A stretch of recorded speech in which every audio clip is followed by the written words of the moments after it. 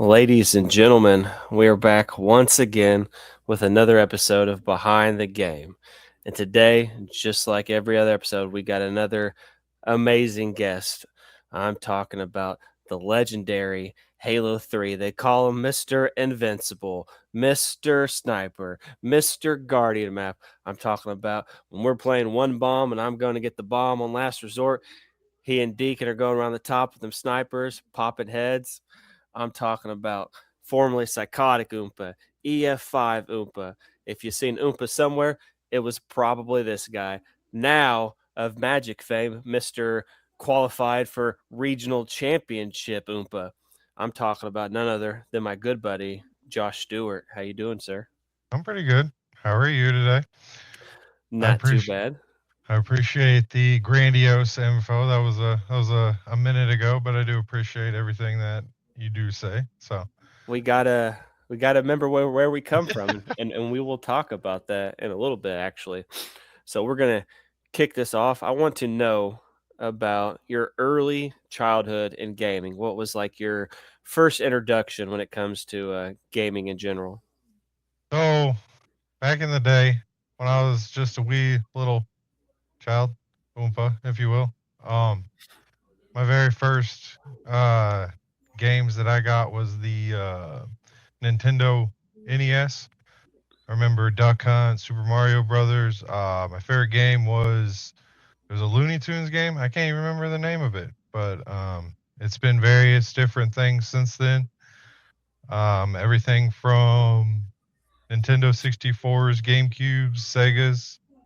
I got my favorite games on each one of those. But I mean, long, long time of playing games.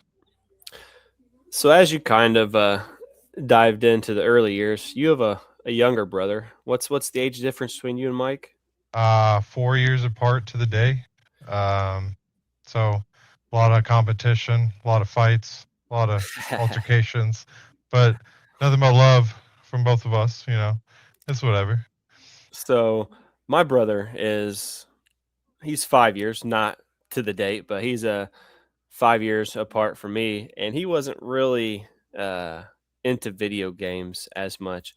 What was it like, kind of growing up with Mike, being a gamer as well? Mike, in the later years when I met you guys, he was more of a Gears of War guy, whereas you were a big Halo guy. So that being said, we were two different generations of like players, right? So we were big Halo individuals, and he couldn't stand Halo to help himself. Like it was crazy, but um, him and his friend group loved playing Gears of War. And I picked it up to try to, ultimately beat him and be better at him at that. But I mean, really, I mean, it was a fun game, and who wouldn't love playing a game that has a gun with a chainsaw on the front of it? Absolutely. I mean, but I mean, still fun times. We get together every once in a while, hit up the retro games. It's fun times. So as you kind of grew up, like you mentioned, you said you kind of pretty much delved into almost every kind of console era.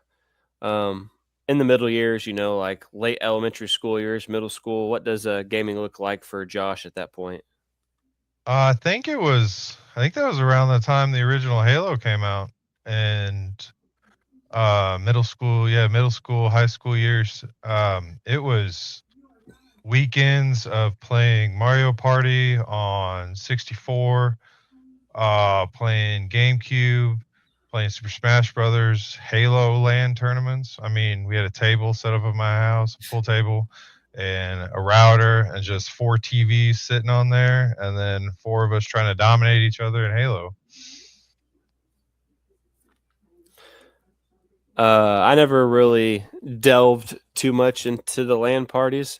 Uh, the later years, because Halo One didn't really click for me when it came to, my taste for gaming at that point. And I played quite a bit of Halo 2, but it really clicked for Halo 3. So we did the split screen, four person, two TVs. So that was kind of like where my jam was. Um, you Actually, mentioned cool story is so I used to play, I still play inverted, which isn't something that you see a whole lot. Actually, the reason I played inverted, shout out AJ or Apollo if you ever come across him. Um, I would play the game after him, and instead of taking the time to change the settings and all that special stuff, I just learned how to play inverted, and it is the bane of everybody's existence that plays games after me. Yeah, I cannot do anything inverted. You also play higher look sensitivity, don't you? Oh yeah, I used to. Well, it depends, but yeah, I used to play real high sensitivity. It was crazy. But that was way back when I had a steadier aim. I ain't at that level anymore. It's Yeah, it's definitely lower sensitivity, uh, smoother transitions. I've always been a default guy, even when my lightning cat reflexes were lightning cat reflexes and not uh slow moose reflexes or whatever you want to compare that to. Did your parents ever game with you? I know a couple people I've had on the show said like some of their parents were into gaming, whether it be early era like PC gaming or stuff like that. Because I've actually met your mom. Yeah. So as awesome as it would be that my family or my parents did play, unfortunately, my dad, the extent of his video gaming was playing SOCOM on PlayStation 2. I don't know if you remember that, but it's like Oh yeah. AI where you could tell your dudes what to do. But he can barely watch me play Halo. He said something about giving him motion sickness, stuff like that. And then my mom just never saw the appeal of why we play those games, so she never actually got into it. So So as we obviously I'm a couple years older than you. As we kind of get to your high school career, I would say that's where things get a little interesting for both sides. What does high school Josh's gaming lifestyle look like? I think at that time I transitioned into PC gaming. At that point, I think I was introduced to World of Warcraft around that time. I was playing at a friend's house most of the time. I mean, I still played. I didn't have readily access to a PC, so I was still playing Xbox primarily, but I think I was introduced to World of Warcraft at that time. Um, but I mean, we would still. That was around the time. I think I met you in 2007. I think, which Yep. was right around the time that I actually graduated. So I mean, I was still playing online. We're kind of heavy into Halo at the time. But that was the introduction to World of Warcraft for me. I've not had anybody mention World of Warcraft, so I'm curious for the people that do watch the show. What is it about World of Warcraft that kind of drew you in during that time period?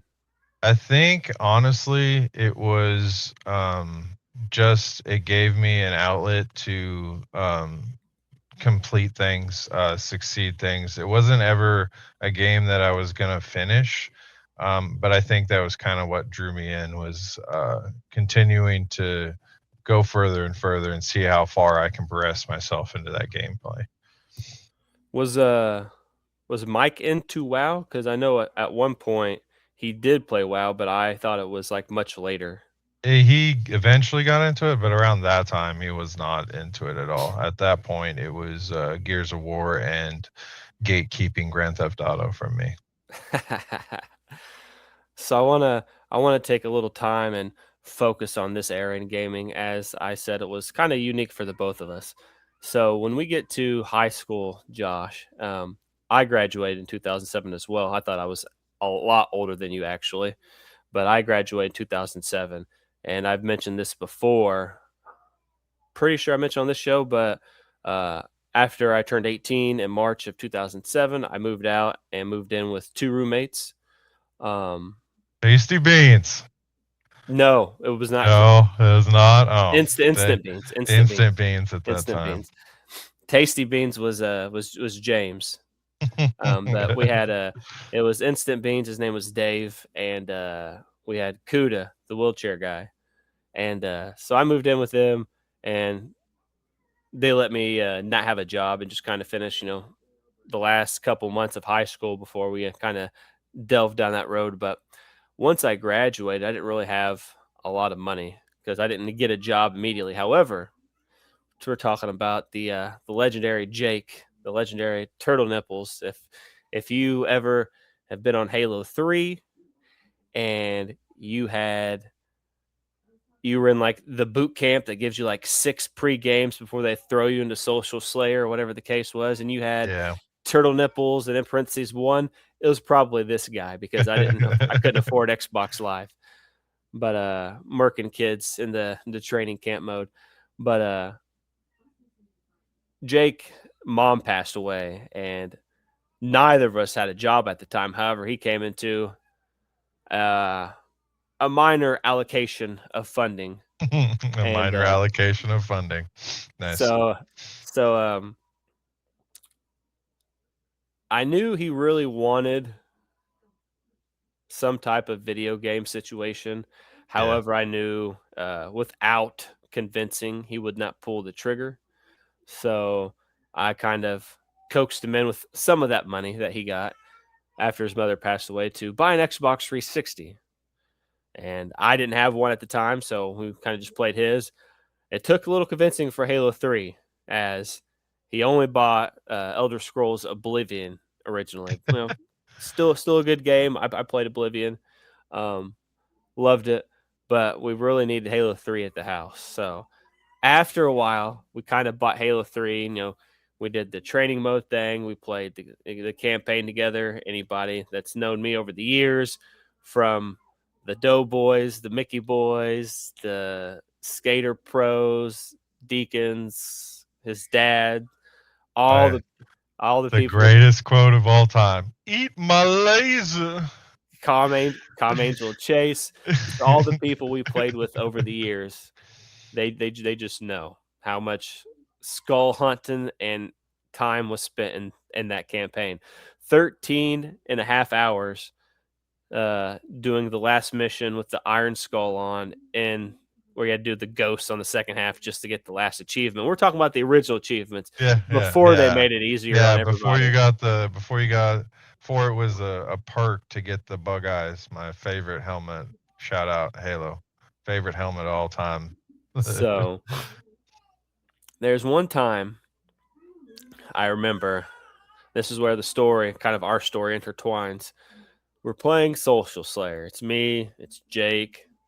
Uh, I don't know. We probably weren't playing with anybody else at that point, but we get I get a message. I don't know if Jake ever got the message, and I never asked. But I get a message from a guy. Never, don't know who this guy is. Just a random guy named Omega 5 Train, but meant to be Omega Strain. Yes. He's like, "Hey man, you and Turtle Nip should join our group and let's run some Social Slayer together." So me and Jake end up joining, and it was him, one other person I can't remember, and then this guy that's character was pink. That's what his character's color was. His name was Psychotic Oompa, Yeah, and I like to go on record and say that I had no idea it was misspelled for a year and a half. I had no idea either. So the funny thing was, is we played some rounds of Social Slayer and all that, and we're just chit chatting and stuff like that. And you and I didn't really click at first, from what I remember. And I don't exactly remember when, but he convinced us to do some campaign missions together or something. I don't know, break the ice or something. And he started talking as we were playing campaign missions about this thing called game battles and the Bridgeport Elite Special Guard, which sounds like a branch of the military. However, it was just a gaming clan. Yep. And he went into this spiel about his history and playing, what was it on PlayStation 2? Black Hawk Down or something like that. Some Oh, I was tuning it out. some army game. Omega like could talk a lot, and then eventually one day he just kind of disappeared. Yep. Still to this day, Have don't know no what idea happened where he to went. him. No He's just idea gone. if he's alive. He's gone. But you and I started messaging back and forth. And we kind of started clicking after they mentioned the game battle stuff. We started doing some practicing and uh, started running these matches on gamebattles.com. Don't know if it still exists this day. The website might, but early times is like me, you, it was Jake, um, whatever Deacon's first gamer tag was, I can't remember. He was skipping school, setting toilet paper in the bathroom on fire. Every night was a new story when it came to Deacon, and we had a few other people that ran with. Oh, what's his name? The Real Demon, Revelated, baby. Revelated, and the Real Demon. Yep. Forgot about them. Revelated and the Real Demon was who it was, and like this was the group for a long time. When I say a long time, uh, at that time I worked at Wendy's, so I would wake up like 3 o'clock, 3:30 p.m., go to work till midnight, walk home, and then we're playing Halo ranked until like 6:30, 7 o'clock in the Yeah. morning every day together. Yep. And I make sure I'm very enthusiastic and emphasize that we played almost every day together. If I, Almost. Yeah, that's pretty if, close. if I wasn't partying, which, Yeah. 07, '09 Chris Jones is a different beast. We were Yeah. definitely Halo 3. Yep. And we were really good back then. I think You and Deacon and Demon Revelator were better than I, but everybody oh, played. you guys heard it here. He said it. Clip it. Everybody, I'm not Oh done. seven, oh seven, oh nine. Chris Jones wouldn't have said that. He wouldn't have said that. Everybody played their roles. When it came to the people that ran the snipers, they ran the snipers for a specific reason. We all had our air quote. We all had our jobs. When it came to the skirmish based games, I'm talking about the flags. Uh, Yeah. that was my bread and butter. That's really where I shined. Driving And then the four wheeler. yeah, and then we had, like I mentioned in the intro, like we had schemes for every map. Last resort, two people across the top of the map, one person, two people or three people in the warthog or mongoose or whatever the case may be. Belt Yep. over there, the two people with the snipers watch the ground. We hit the button, lower the gate, or jump over. Yeah. Halo three, Two Halo people three fans pushing the know sniper and with a absolutely. shotgun, grabbing it on the way. Yeah. And it was a great era in gaming. And we did the game battles thing for a long time. We kind of branched out to after a while we started doing the Call of Duty thing together. Um, I did a couple game battles things for Omega for the Wii. Um, forget what game I played, but I did a couple things on there. And like I had every console back then. I had whatever PlayStation was out. I had the Xbox, but Xbox was always the main back then because that was where Halo was. Yep. Halo was life. Yep. So eventually, it's kind of funny. I don't know what exactly went on. Some people might call it a coup. I don't know if I'd call it a coup, but they're like, we should kind of Oh. we should kind of do our own thing, right? Well, it was way different back then. We they did some things that we didn't agree with. Gave some people some wins that didn't we didn't think they deserved because they didn't show up. That's what it was. They didn't show up the first time. We showed up twice, and then after that, the third time they showed up, and then they whipped our asses. I mean, for better term, but we didn't think we should have given them that, and then there was a slight disagreement, and we went and ran our own stuff after that. And what Josh is alluding to is the formation of the new gaming clan, no longer Bridgeport Elite Special Guard. We were now the Bridgeport Rejects, which spanned Halo, Call of Duty, Pokemon, Yeah. Mario Kart. Like I don't know where I had the time, but we ran everything. And like I mentioned, it was me, it was Oompa, it was Turtle Nipples, it was Tasty Beans at this point, it was Nikki Seven, who at the time had a different name. Don't know what it was. It was my buddy. No insult, call him Fat Trevor, but whatever his gamer tag was, Widow 6996. That's it. Widow. Yeah, that's who And it then is. Okay. Instant Beans partook. I had a couple buddies. Cynical, one of my longtime wrestling buddies. He did a game battles Call of Duty as a substitute. We had Mickey Boy 12, Doughboy Fresh, Deacon came with us, and that was really towards the end of like Demon and Revelated's Yeah. game battles times. I've actually recently talked to Demon as he's kind of dived back into the old Halo stuff, and I think he was introducing his kids to it at that point, which was kind of cool to see. And like our history and our friend group was very deep. We never got Mike, which gamertag was Rockstar, or Defective Cacti, or Rouge Encampment, Rogue Encampment. Like we never got them for like the CODs and stuff, or Gears, which we probably should have. But Mhm. I didn't know what I was doing. I was By the way, defective is his original gamer tag is Deadly Scope. Just that's what I feel was you Deadly just Scope. feel it should be called out right here. Deadly Dead Scope. Deadly Scope.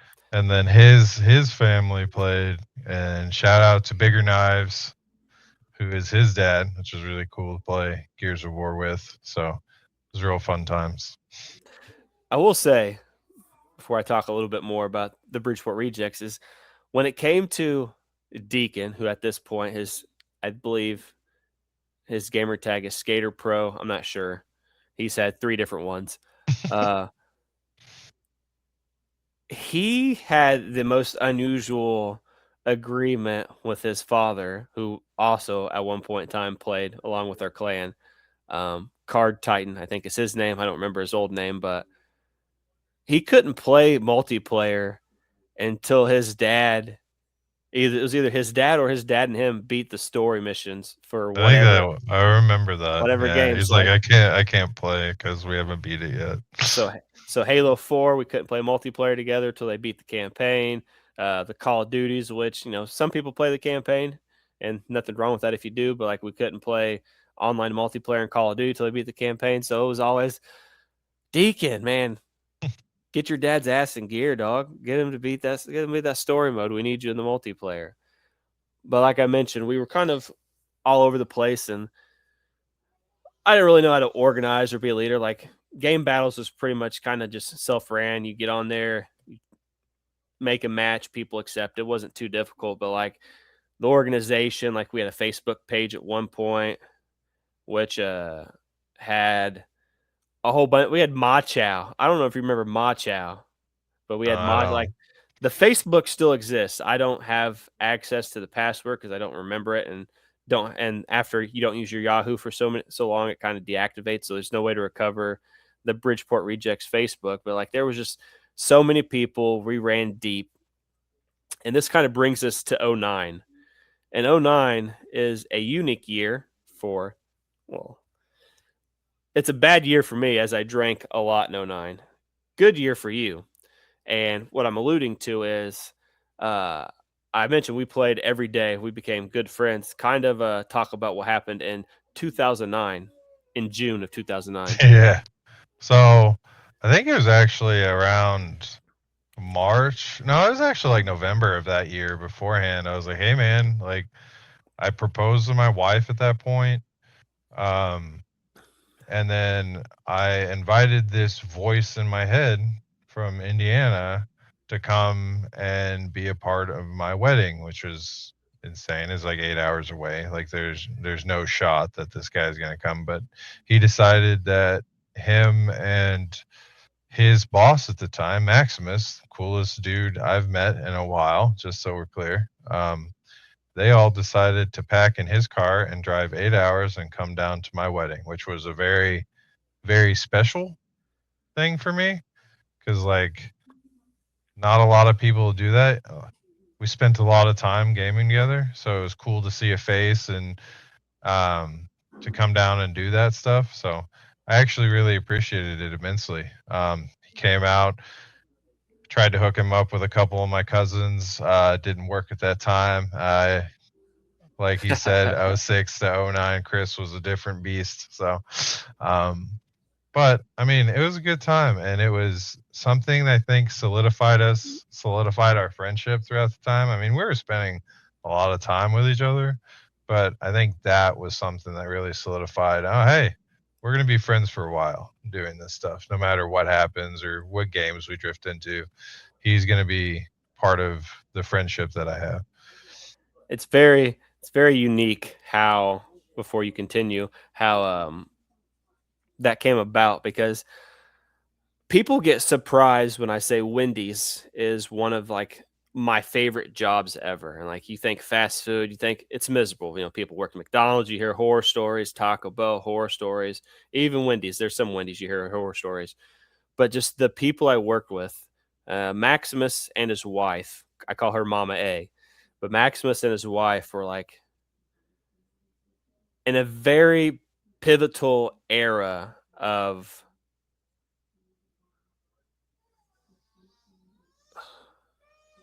I don't know the words I'm looking for, like life formation. As I'm out of high school, I'm still kind of like molding my opinions or personality traits or like my working skills, and like I'm just kind of adapting to the real world at that point. I had Maximus, which is, the good buddy, the support system, uh, uh, always gonna any of my crazy ideas, Maximus is there. Then you got Mama A. It's like she's the intelligent lady, been there 25 years, runs the store. She's the professional. She's like, Chris, you're a dumbass. Chris, that's smart. Chris, don't do this. Chris. So I had two very positive role models in Maximus, which his name is Steve, and Mama A, which his name is Angie. But go ahead and continue before I go on from there. But I mean, these guys drove 8.5 hours down here, straight shot, the whole time. Ended up putting him up in a hotel. He got to meet my mom, a bunch of my family. We ended up actually playing Halo, and I'm still better than you because I think I won that, if I remember correctly, by one. But one still wins. Um, Oh, you're gonna forget about it now, huh? no, Interesting. I know we played in 2020, which we haven't got to yet. Did we No. play in Yeah, '09? we played because you brought your Xbox Oh yeah, the hotel room. to the The hotel hotel room. room, and Yeah, we played. what happened was we were playing on Guardian, I remember Yep. now, and, Yeah. I tried to jump off the map so you wouldn't get the point for the kill, and you shot me before I fell off Yeah, the map, so I did wing you before you jumped off, so I got the credit for it, and it's and it's funny because, like you mentioned, like, we became pretty close, like, we were on a name-by-name basis where there's some people, they're just either whatever their gamer tags is, but you put a face to a gamer tag or a name, it's completely different. At that point, like, your wife, Stephanie, had been in Xbox parties with us occasionally, talked to us. yep, We even tried to teach her how to play Halo at one point, yep. so I kind of like knew these people, and it was your wife, Stephanie, your brother, Mike, even like Sheet Stomper. Eddie Watkins, baby. There was one other person, I cannot remember his name, but I know when I first came, we all played hacky sack. It was me, you, Maximus, who I do want to make sure everybody knows. Um, in 2008 or 2009, I would have been like 19 ish, somewhere around there. Maximus is like 58 or 59 Yeah, playing, and Maximus didn't just play hacky sack. Maximus was like a Call of Duty goat. Like Maximus was cotting every day, yeah. and he's a big zombies enjoyer. But Maximus got down on gaming too. But the cool thing about that is it's, putting the face to the thing. Like, we played Gears with Mike. We played Call of Duty with Maximus. We played Halo still with Sheet Stomper. And like I said, the other guy, I can't remember his name, but we drove 636 miles. I still have the pictures on my computer. 636 miles all the way to Joplin, Missouri. It's kind of funny because at this point, I didn't know what your actual appearance was. The Yeah, only thing, because that was never on camera. Like, you knew what mine was because my Facebook pictures would always change. Your yeah, Facebook picture was always the same with the little camera and kind of like the Napoleon Dynamite hair is yeah, what I allude to. So I'm like, okay. So I'm thinking visually when me and Maximus get to Missouri, I'm like, I need to look for this guy. The reason Maximus would have took me anyways, but the previous, like you had mentioned, you thought about sitting out the wedding invite the previous year, yeah. and I'm like, sure, whatever. I just had to find, a ride. And when you first asked me, I didn't have a ride to Missouri. My parents weren't going to take me. I didn't drive at the time. So what happened was, uh, Madden was big at Wendy's, and this would have been the Madden that had Brett Favre on the cover, I'm pretty sure. Okay, And so we had a big Wendy's tournament, Madden, on Christmas Eve. For some of you that don't know, Wendy's shuts down at like 6:30 or 7:30 on Christmas Eve, as do many other restaurants. So after we shut down, we closed, slammed all day. Uh, I had brought my TV for a home, or somebody brought their TV from home, and we set the TV up, the Xbox 360 in the dining room at Wendy's. If you're in Indiana, East State Road 44, right next to the old Long John Silver's, shout out, baby. which no longer exists. It's now King Gyro's. It's like a gyro place now. But anyways, I remember didn't even use my favorite team. I used the Cowboys. Maximus used the Patriots, and like no, Maximus used the Bengals. Somebody else used the Patriots. We had like 8 people, all do this big Madden tournament, and the goal was the person would get a big trophy. Maximus was going to get a trophy made. He's like, and then when I won, it was me and Maximus in the finals. And when I won, he's like, "Hey, how about instead of a trophy, I just we just drive to Missouri and go to Oompa's wedding?" I'm like, "Bet." So that's kind of how the Yeah, I drive didn't. to Missouri happened. They say I didn't actually know that. That's Yeah. funny. That's Uh, hilarious. So we met up on whatever day of the week it was, kind of early in the morning. Yeah, We met at Key Bank because that's where my bank was. Maximus's wife, Mama A, delivered my check to me, which you have to go into back then. There wasn't really direct deposit wasn't a thing.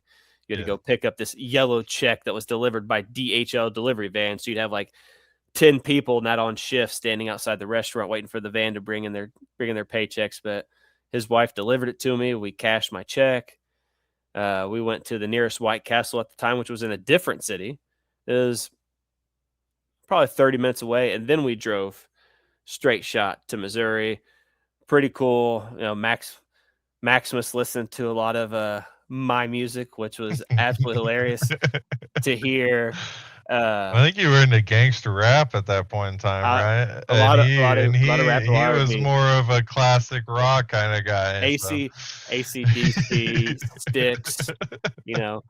But to hear Maximus at however old he was back then, 58, 59, 57, singing "Blame It on the Alcohol" by Jamie Foxx was peak. And every year yeah, that memory pops up on my Facebook, and every year I still state I'm the only person to ever hear him sing that song. But we drove to Missouri, and yeah. like I stated, I'm looking for this guy with like the only ever picture I seen with this Napoleon Dynamite hair.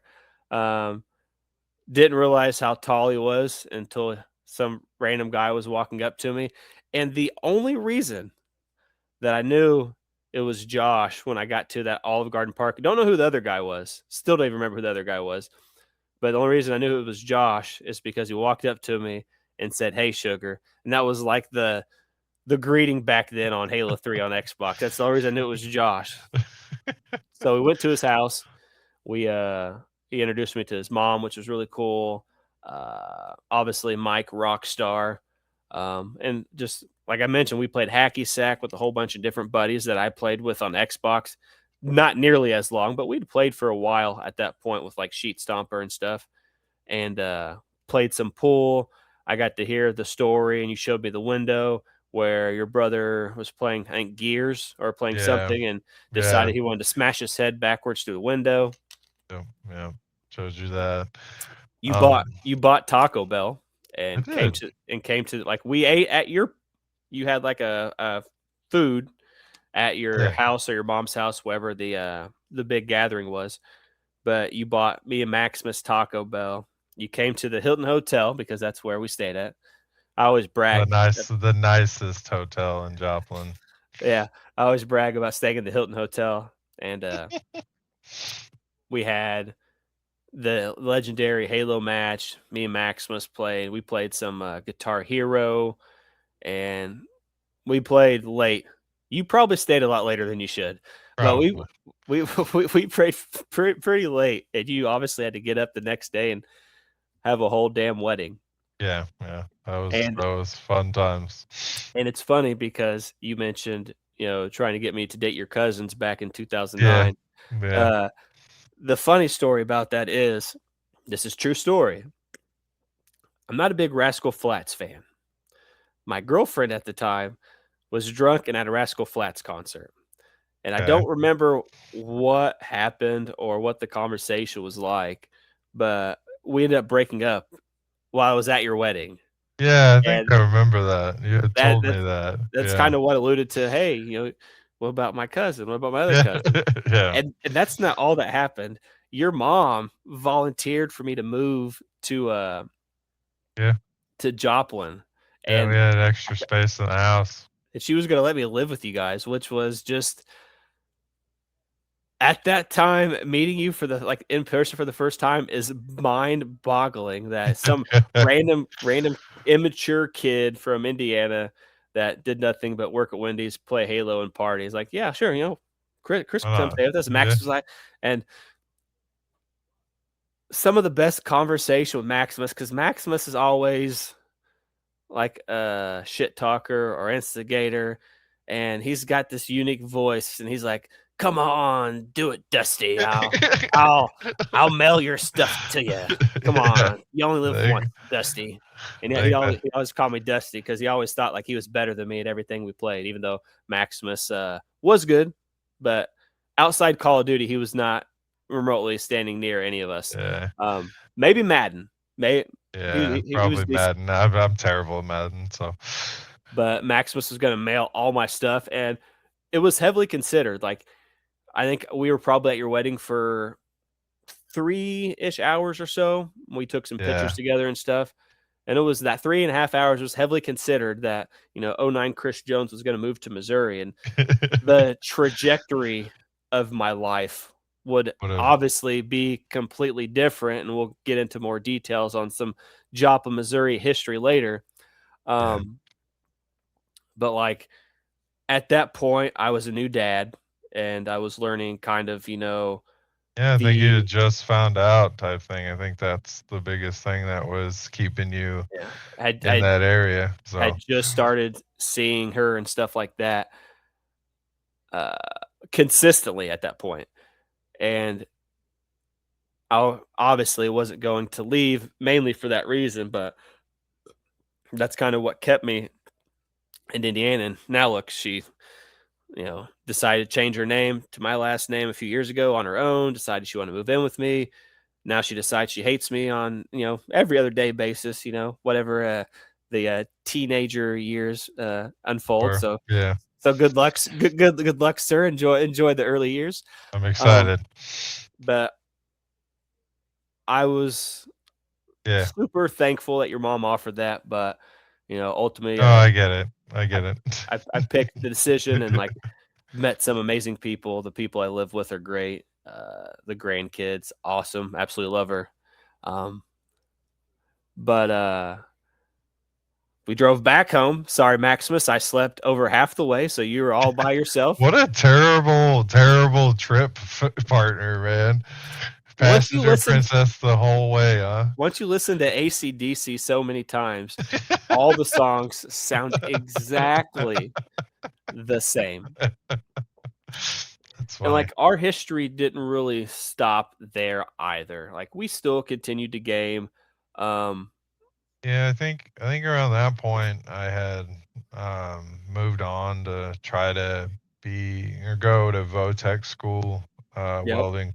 I ended up not going through that. There was a hellacious ice storm that cut the power to my apartment, and then I moved home, and I think I was around 20 at that time, and then my mom's like, "You need to get a real job." I was like, "All right, cool."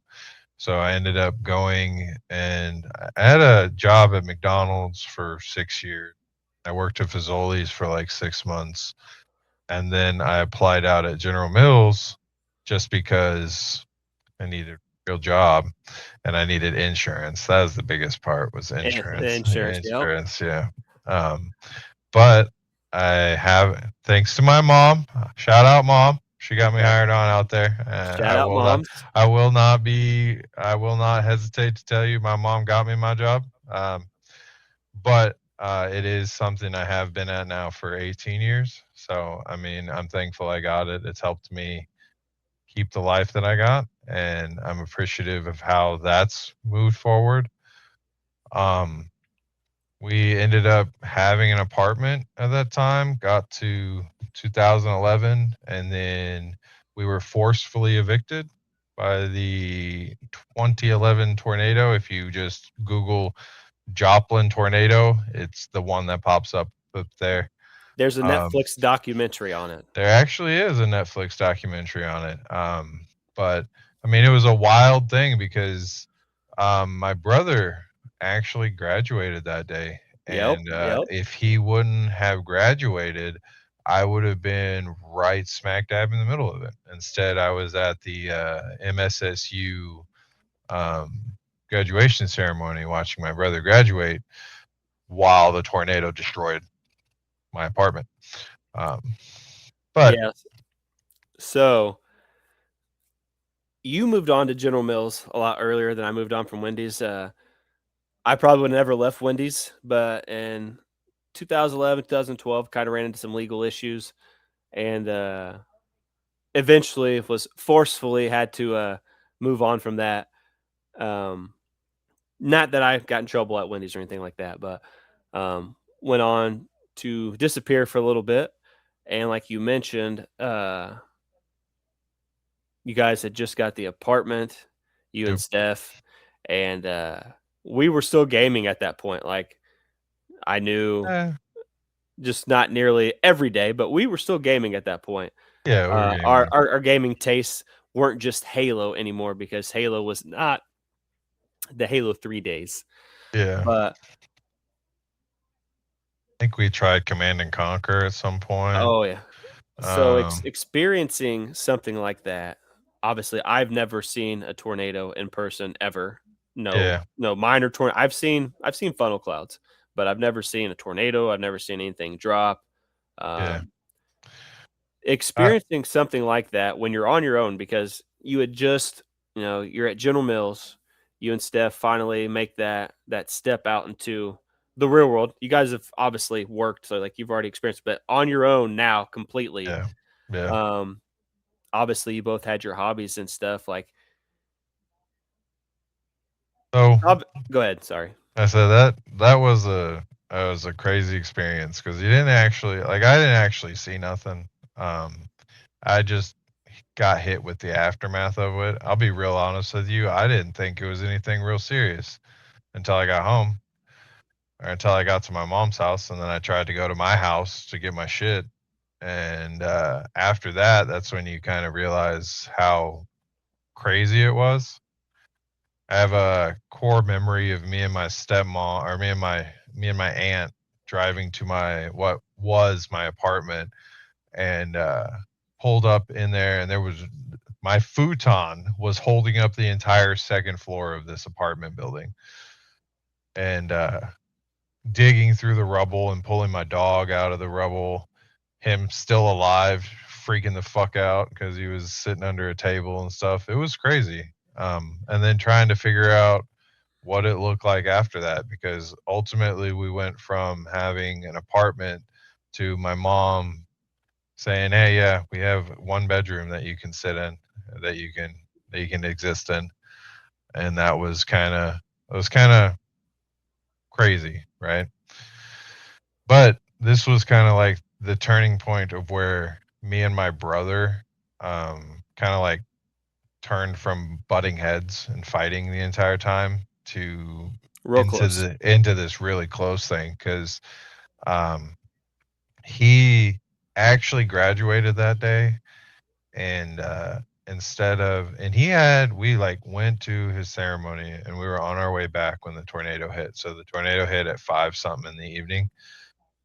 Yeah, we were going back for his graduation party when the tornado hit.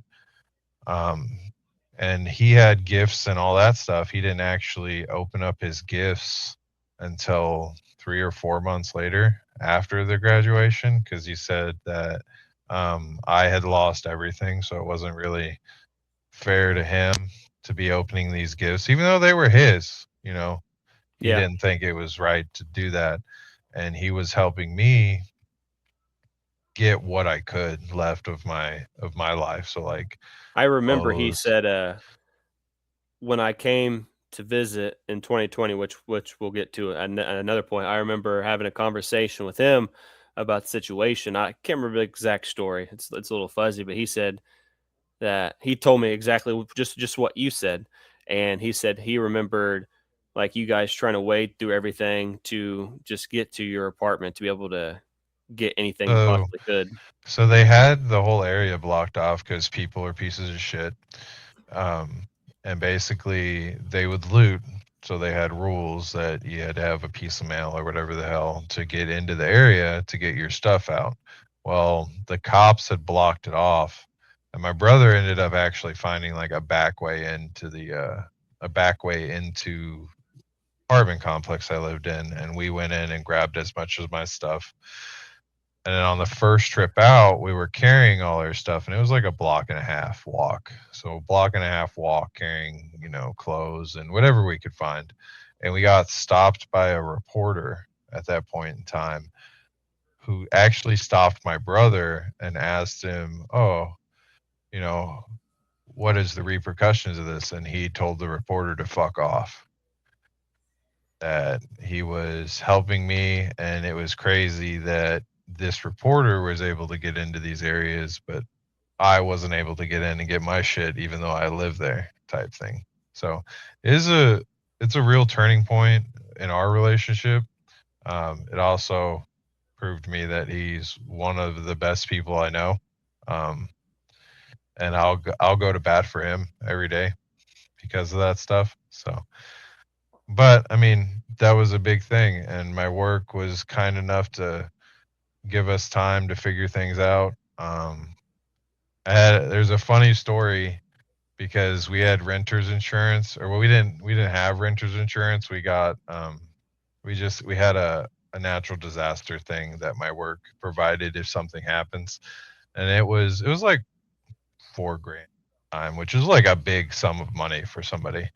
And we always made the joke because my father-in-law's Expedition, which is like a '94 Expedition, was sitting out front of the apartment. My wife's car was getting worked on in Webb City, and we drove my truck to my mom's house. So her dad's car was sitting there, and it got totaled, and he got $7,500 for this piece of crap Expeditions. So he got more money for his Expedition than we did for our entire apartment. It was always the running joke, because he actually pulled a beer out of the radiator, cracked it, and drank it. That was embedded in it. But I never heard that story. yeah. That's that's kind of humorous. Um, so 2 years, like we mentioned, I don't want to dolly on this too much, but 2 years into marriage uh, shows how strong your relationship with Steph is. You're still newlyweds. I consider 2 years still kind of newlyweds. Like you guys are still kind of navigating your newfound life together, your brother's graduation. Yep. Uh, it's a lot to take in all at once.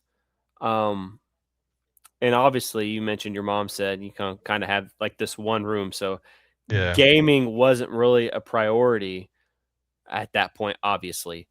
But was there something that you kind of could lose yourself into to kind of like take your mind off things or to kind of, just like de-stress or whatever the case was? Because obviously experiencing something like that, which I have no clue what my reaction would be or the experience in general, because I've never even seen a tornado or nothing like that. I- So kind of like it could probably affect someone's mental health Yeah. pretty much, like quite a bit. So like, what did you or your family do or anything like that? Whether if it was just losing yourself in a game or just anything in general to kind of help get through those early times of after the tornado in 2011. I think I ended up playing World of Warcraft for a large. I think this was where I transitioned into PC gaming because my Xbox was taken in the tornado. I didn't have any other type of thing. Um, there was a old shoddy PC that someone had. It was like a tower that they donated to us, and I think I ended up playing World of Warcraft at this time in our little one room thing. I remember because we ended up getting a TV as part of like the donations thing, and it was a plasma TV. And I figured out how to hook up this computer to the plasma TV, and I actually ended up burning images into this plasma TV because I was playing World of Warcraft the whole time. But this was like my original. Or that was probably a good portion of what I did at that time. I think I played for a solid 3 or 4 years, trying to get or do things with guilds. I played with one of my friends from high school. I don't think you've ever met him. Um, and then at that time, around the end of that, I ended up getting locked out of my account for whatever reason. Coming to realize that it was probably a good thing because I was spending probably about 9, 10 hours a day playing World of Warcraft. So it wasn't like a super effective way to spend my time. But I think at that time I ended up picking up Magic at that point in time. Again, like I had played it before. We had used to play it as kids. My stepmom picked up a box of seventh edition, and we would just build our little decks out of it. And Seventh then seventh seventh edition. edition, baby. Too bad. No foil birds of paradise. Yeah, no, the chase card that was in it was a foil thorn elemental, big dog. Ah, damn. That was the best card in the box. I actually learned how to play on the CD-ROM at that time too, so it came with a I CD-ROM, and that's remember. how I learned how to play Magic. But friends of mine were like, "Hey, let's play Magic." These were the same guys I played Yu-Gi-Oh with in high school. So we started building with the Commander deck. So at that time, it was a new format at that point in time. Was learning how to play Commander. It was 2013 was around the time that I started like heavily playing.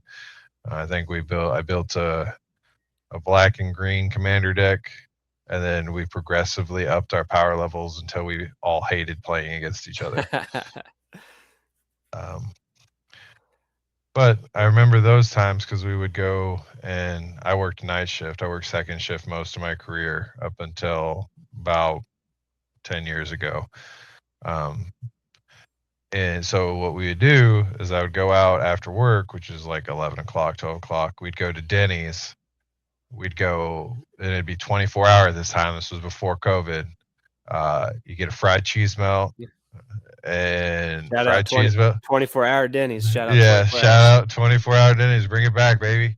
But we'd get fried cheese melts and we'd play Magic for 4 or 5 hours after work, and then come home, and then I go to sleep, and then I do it all over again.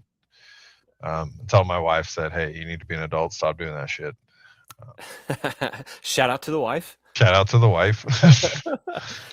It's funny because as you're kind of describing, I started playing Magic when I was technically when I was 16, but like Yu-Gi-Oh was my main focus back then. Like my outside video games specifically, there's rotation Magic, Yu-Gi-Oh, Dungeons and Dragons, and I'd been in and out of Magic since I learned. And there was a time period where it would have been around 2010 or 2011. Still kind of Yeah. not completely done with the partying era of my life, and I would go. I remember his name's Aaron Reed, and he'd always message me. As Wednesdays was his off days. Like, hey man, we're gonna play some Magic. It wasn't any formats at his house. We're gonna play some Magic. You want to come over? And it was either that or I was just gonna go get not blazed. I didn't smoke pot.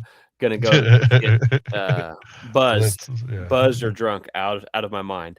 And ultimately, thanks to Aaron and being the proper adult, providing that avenue, uh, kind of helped me, stop, partying quite so hard back in the day because I partied a lot, minimum 4 nights, sometimes seven.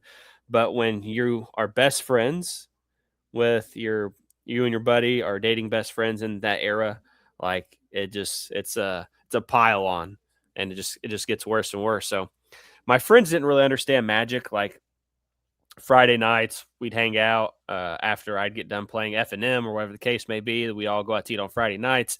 We'd have the wrestling show Saturday because I'd been wrestling since 1996 at that point. So our trajectory is similar, but you started playing Magic back then, and we didn't really like kind of obviously we were still talking, but like I didn't know you were really into Magic at that point, and you didn't really know that I had played Magic. Um, but I did the Denny's things a couple times, and I will say, the previous place I lived in, Shelbyville, last year, Denny's went to 24 hours, 3 days a week. So Oh, we have dang. we have a Waffle House that is open 24/7, and we do have a Denny's, but I don't know if it's. I haven't been there at nighttime, but there was a couple times where we also had to play Magic at Denny's. As we transition through the era of the EF5 tornado and stuff like that. Obviously, I disappeared for Yeah. 11 months or so. Shout out to you and your wife for keeping me sane during that time. You guys still emailed me, sent me letters or whatever the case was. And when we reconnect on Xbox, it's kind of a different era. Like Halo still exists, the Call of Duty still exists. Are we doing that? Eh, every once in a while. But as we transition, there is a new calling that we get pretty heavy into, and I had to take some convincing, kicking and screaming. Um, we have a couple new buddies, D Rock, and don't tell me the other name, Boski. Is that Caleb's name? Was his name was Mhm. Boski? Yeah. And the transition game was Rainbow Six Siege, the It was early days when it got like really season started 1, really baby. started really kicking off. And it's funny because I have buddies, they watch the show, Brady, Byron, Andy, and like I'm not good at Rainbow Six nowadays because obviously Yeah. if you don't use it, you lose it is what medical professionals say, and that counts towards video games. Yes, it does. Um, but we were pretty heavy. And it was funny because I was actually going to say the king of all thermites in your intro, but I forgot. So we dive pretty heavy. And back then, uh, Yeah, we it's, were. it, it's kind of like what am I looking to say? Um, I still use the same people. Like occasionally when I pop on with them, I'm still fusing it up. However, you got to be the responsible adult, Yeah. Chris. We need you to play someone that can help us breach. Fuse is good every once in a while. Glass is also good, but we need you to play Thatcher. So Yeah. you guys convinced me to play Thatcher. Thatcher was actually my first elite. over Fuse, over any of the other elites I have. Jaeger, I got a Jaeger elite. I Um, remember. I and we remember. we Hey, all you need played to this. play Thatcher, man. We got to get into this door, bro. We always played the same people, and like I told the story like a couple weeks ago to Brady. He's like, "You guys played the same people, like literally, like we didn't. There was no bands back then. No. That wasn't part of the thing. So There like, also wasn't 35 operators to choose yeah, from. There was 12. yeah, There was a set five that you always had and to go with. like you could buy like when they'd come out like a new pack. There's a new attacker, a new defender. You can go out and buy the pack, or you could just use the rainbow points that you can earn through playing and Yeah. just buy one of the operators if you wanted. And I forget exactly who everybody played, but I know my main was Thatcher, Mute, and Fuse. You played Thermite and Hibana, or Yeah. just and D Rock also played Hibana sometimes, Yeah, but I don't. he was way better than me at Habana. So I stuck with Thermite as much as possible, and then I would mess around with other ones, but most of the time it was just playing a Thermite main.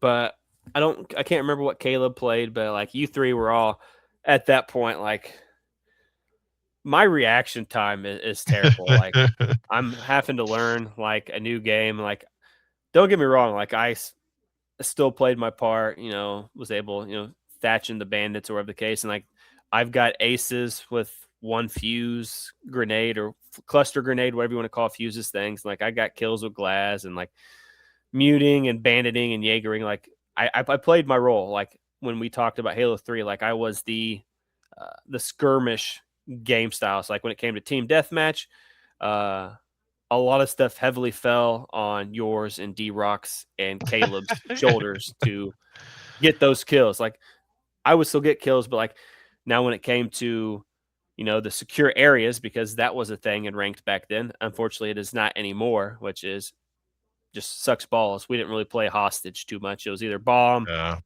bomb, team deathmatch, or secure area. And like we played this pretty heavy, and like so many operators came out, like Capital came out. I think we kind of all uh, D Rock and Caleb kind of migrated to PC when around the time that Mustang was like the latest and greatest operator, like that era. Yeah. I think so. Mustang and Clash or something. It was that era, and everybody started migrating towards PC, and just really I think wasn't my thing. Uh, I think at that time I stopped playing and continued heavy into WoW again at that point. Picked it up and started playing it again. Um, I mean, it was fun. I enjoyed it. and then me and Mike got on it was me first. Mike, I don't know if he still plays Fortnite, but for quite a while he was big into WoW and Fortnite.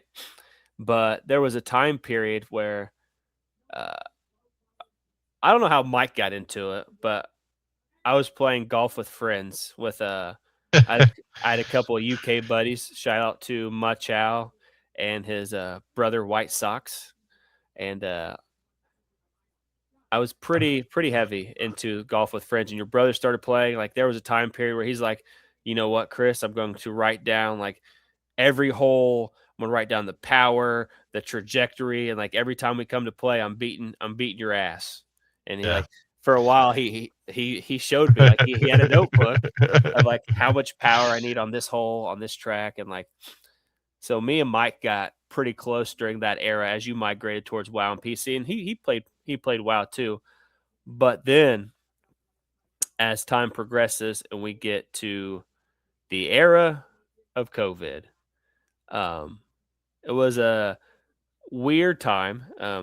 If you remember right, during the Halo era, there was a time period where Fantasy Star Universe was out on Xbox 360 as well, and you had to fight for some Chris time when Yeah. because I got heavily obsessed with I Chris. never understood why you like that game. I did. I tried really hard. I don't. I played it like I think one time Yeah, with you tried you. it, I tried and I was and like, like "Sorry, big dog, this isn't for me." it was bad because we played for a long time. Like I work on a Wendy's salary.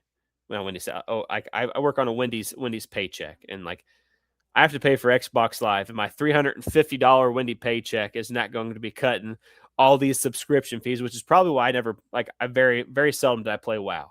Yeah, So like, that makes sense. if I get a free trial or whatever the case was, I'm in there. But like, the online game for Phantasy Star Universe required a $10 subscription fee. I'm like, that's too rich for my blood. I can't pay $10. I got to pay 45 or $50 a year for Xbox Live. Like I can't do that. Yeah. So I played the demo, and the demo is you get to level 50 and it resets every month. You lose everything. And I did this for months. I played with you mentioned the famous quote eat my laser. That was Calm Angel Chase on Fantasy Star, and shout out to our good buddy Pablo on there. But I did that for a while, and then finally I'm like, okay, I'm gonna pull the trigger. Um, my paycheck's a little better than $350. Um, I had a significant other at the time that also bought me food, so like I wasn't paying primarily for my own stuff back then, She gave me and food. the wheelchair guy paid for my cell phone, so like we managed to do certain things. So I started paying for that. Like I got heavily obsessed. And like when I moved out of that apartment with my roommates, and there was a time period, very short time when I lived with my mom before I went back to that apartment. Um, when my daughter would come over, she would sit, and she's like a baby. She'd sit in my recliner right next to me for hours and just, I think that played a factor. Like all these animations pop up on the screen, and she'd be fine for hours, no crying, no nothing.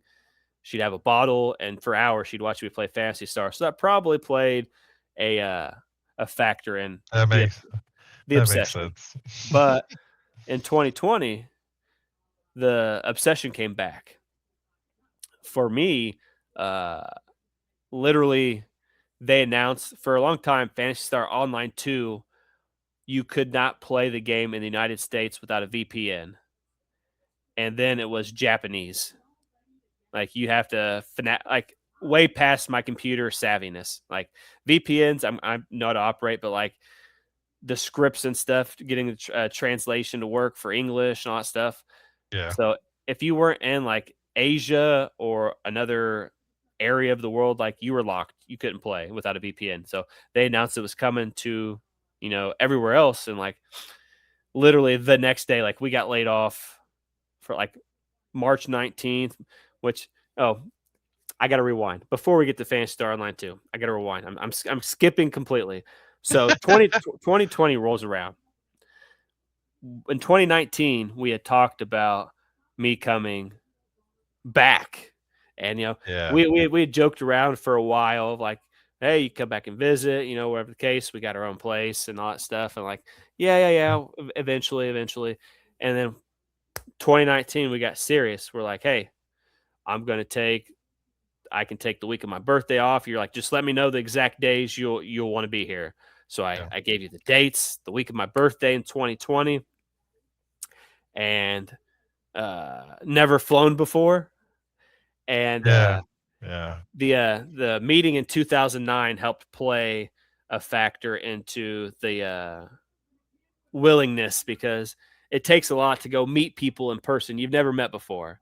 And Yeah. nowadays, 2026, I'm traveling to Boston, to LA, meeting all these different executives and famous people, and couldn't do that without the wedding in 2009. But in 2020, went to Indianapolis for the first time, flew out to Chicago, and it was the only time I flown at night so far. Everything else has been morning, but flew overnight. All the lights and stuff were pretty cool. And Steph picked me up from the airport. We Yep. had we had And Taco Bell. you were the first guest to stay in our guest room. I'm sure it smelled like paint still, but I do not remember the smell, but the bed was extremely comfy. I think And a we lot offered it to you at that time too, if I remember correctly. Probably. I can't remember exactly, but I'm sure there was a nice offer of that. It's funny. because it felt just like old times, except in person. Because like we stayed up late into the mornings. Like Yeah. Steph had to work a couple of days, but like Yeah. not you and not me. So No. We so we managed like to we finagle it nicely. we stayed up late. We played Magic. You Played took me. Magic a lot, Yeah, actually. that was the first time I ever played Oathbreaker, and the last time I ever played Oathbreaker. It's probably the same. We killed that format, unfortunately. It's crazy how Eternal formats can get really broken real easily. But But you took me to your game shop. We played some EDH or Commander, as you new heads would call it these days. yep. And I bought a Taiga, and it's a funny story because somebody else was going to buy the Taiga. I don't remember who. And I asked the shop guy who was ever running the counter. I'm like, "Do you have any Portal Three Kingdom cards?" And the guy looked at me like I was retarded. I'm like, "Oh, I'm serious. Portal Three Kingdoms. I collect them. Chinese version specifically." And he's like, "Well, you can give me your phone number. I guess we could message you if we have any portal cards come through." And I never did get a find out if they had portal cards coming through. We also went to a couple different stores, and I remember one of the stores had a box of Nemesis, and it wasn't like a card shop, but like it was they sold games or something. They had an old box of cards. It wasn't worth anything. It was like $100 box, and it was just a junky set that I almost bought. We went to Walmart, got snacks, pizza rolls. Yeah. Um, that was when I think Infinity or something had come out, and it was like the box set or whatever. I almost spent $40 to get that just for the lands or whatever the case was. You guys took me to Golden Corral for my birthday. Yep. Um, We did. we went over to Mike's house. I got to meet Mike's wife in person for the first time, and Mike's son was born back then, right? I can't remember. He 2020. was he's 6 now. So yeah, he would have just been pretty close. Yeah, Been pretty close. Yeah. but I got to meet Mike, his wife, the baby. We played some Magic back then. That's when Mike's anger and frustration for Animar budded. Um, I think I, that's the last time he played Commander with me too. Like he's a very competitive individual, and we are competitive together, and I've always managed to be just like a step ahead of him, and it made him really mad. And shout out to him. I love my brother, but he gets so frustrated, and he stopped playing. He has stopped playing since then. This has been solely my hobby since then. So absolutely love your brother as well. Shout out, Mike Rockstar 001. Um, you took me a birthday gift. You took me to Golden Corral, and you took me to watch the Sonic movie in the fancy movie theaters and the fancy chairs. So that oh was yeah, cool. yeah, down in the O show. Yeah, that was fun. Steph cooked awesome Every day. food, and it was funny. I don't know if you remember. She was kind of frustrated with us the day we went to Golden Corral because you're like, hold on, we have to do something before we leave. Do you remember what that was? No, I don't remember what it was.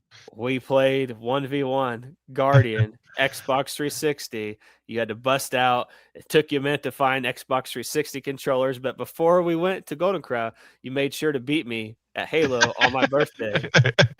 You're welcome. Happy birthday. But it was an absolutely amazing experience. You had these water things in your refrigerator that you're like, whatever's in the house, help yourself. Yeah. You had these Yeah. water things, this flavored water, and it's funny because when my daughter started staying at my house all the time, I stopped drinking a lot of pop unless we like went out to eat or we ordered food. And I'm like, this water looks familiar. And I'm at Walmart and I'm, He's looking at this staring thing. at Like, it. this is the same water I had. This water is lit. So me and my daughter drink that water quite a bit. And then when I moved in here with Crystal and the kids, like there was times I bought this water and like they don't really care for the water too much, but like there's a couple of things that they like. So the water kind of carry on from Nice. Joplin. Nice. But But yeah, as I remember Go ahead. remember you I remember I bought a magic card because I was like, "Oh, this magic card is gonna be great. It'll be fantastic." And cool story, did not check the ban list before I spent money on it, and ended up with a Tolarian Academy. At this point, it was sitting in my binder, and I remember you coming down, and you're like, "Oh, I'll trade you for it." I'm like, "Oh, finally!" I was never gonna get rid of this thing otherwise because it was banned in the format I played. Um, Shout out to checking the ban list, do your research before you do go buy things. Um, but I mean, it was a good time. We got to hang out, do that stuff. I think at that point, I got to hang out with your mom again. Once again, hey, yeah, shout you out did. shout out to Mama Oompa. Yeah, yeah, you did. She's well, she's coming with me, so uh, see you in September. So keep that in mind. Yep, Um, September 12th.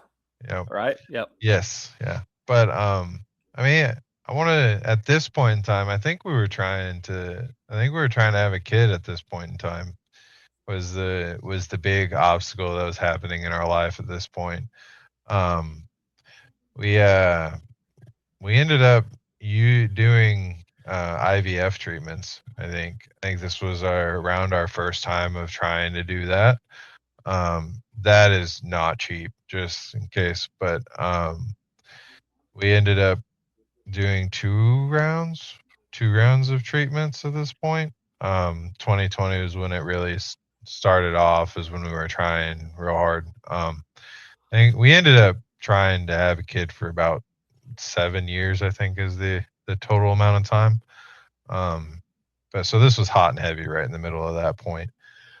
Um, so it was kind of nice to take a break from all that stuff that was going on, hang out with you, but ultimately came back and it was back to real life at this point. Um, Shout out to my wife. I love her very much, very dearly. We are an IVF success story. Um, Absolutely. uh, we were graced with the wonderful Avison Marie, and yes, she is named after a magic card. How I managed to get my wife to let me do that is beyond me, but she Well, did. it's a lot better than having a son and naming him Dong Zhao Lord Tyrant. So um, but she is the coolest person I know. Into you. But I mean, at this time, like I'm just working. I think I'm playing Magic pretty frequently.